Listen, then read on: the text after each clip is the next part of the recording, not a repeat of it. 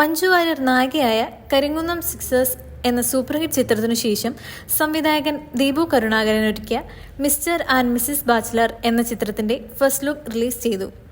August 23-ന് ചിത്രം പ്രേക്ഷകരുടെ മുന്നിലെത്തും. ഇന്ദ്രജിത് സുകുമാരൻ, അനശ്വര രാജൻ എന്നിവരാണ് ചിത്രത്തിലെ പ്രധാന കഥാപാത്രങ്ങൾക്ക് ജീവൻ പകരുന്നത്. ഇവർ ആദ്യമായി ഒരുമിച്ച് അഭിനയിച്ച ഈ ചിത്രം ഒരു റൊമാന്റിക് കോമഡി ആയാണ് ഒരുക്കിയിരിക്കുന്നത്.